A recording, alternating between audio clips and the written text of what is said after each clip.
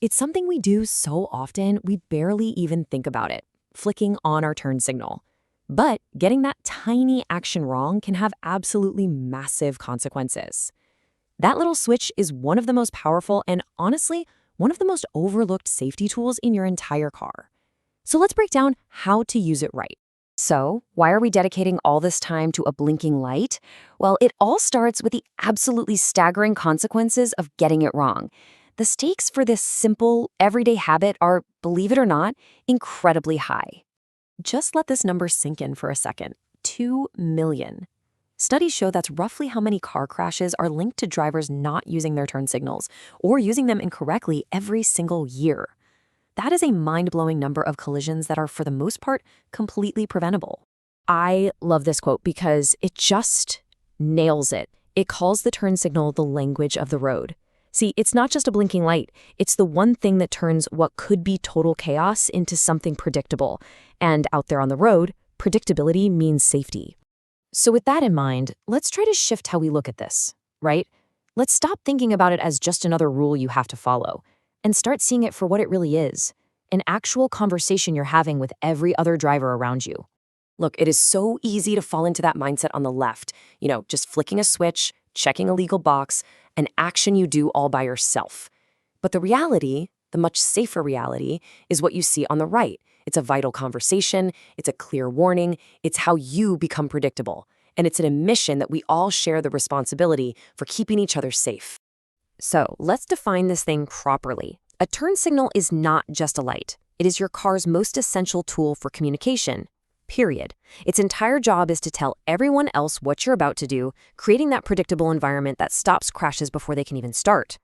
Okay, so the theory is great, but what does this actually look like when you're driving? Let's get into the practical, non-negotiable rules of engagement. When and how you should signal to really maximize your safety and everyone else's. Okay, here's the magic number you really need to remember. 100 feet. That's the minimum distance you need to signal before you make a turn. And that's not some random number. It's been calculated to give other drivers enough time to see your signal, process what it means, and then react safely to what you're about to do. And the key here really is consistency. We're not just talking about big turns and intersections. Any time you change your path, changing lanes, merging, exiting, even just pulling over to park, you signal.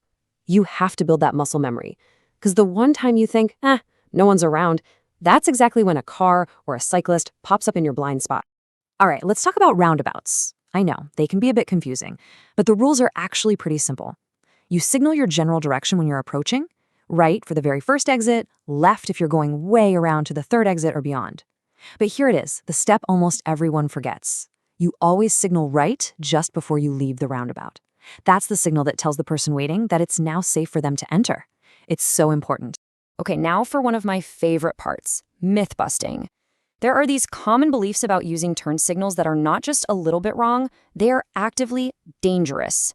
So it's time we put them to rest. So here it is. This is probably the biggest, most dangerous misunderstanding out there.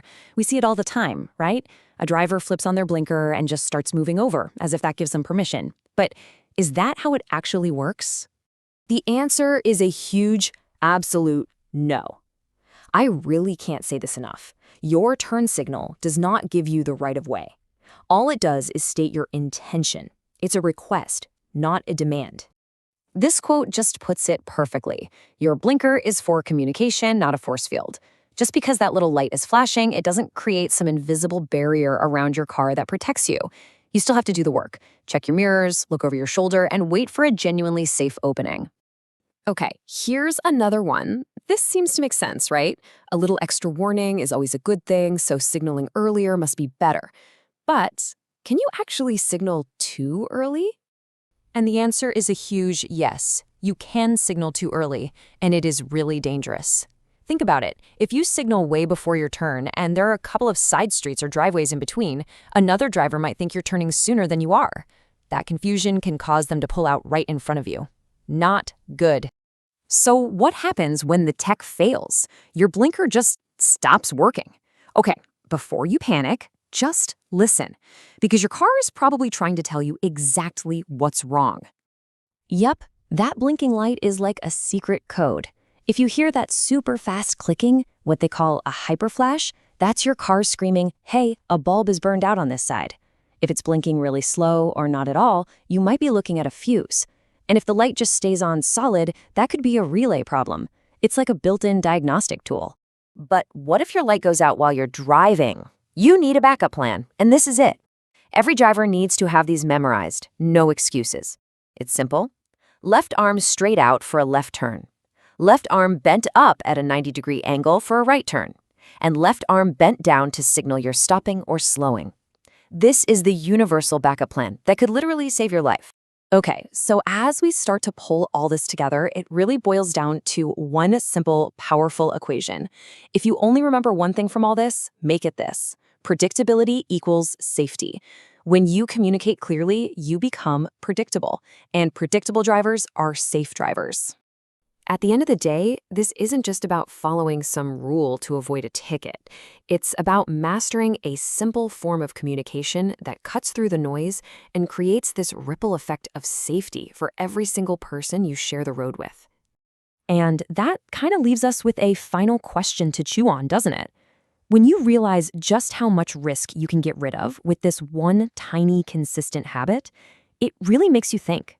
What other small things do you do while driving that hold that same kind of life-saving power? Please like, subscribe, and get notified.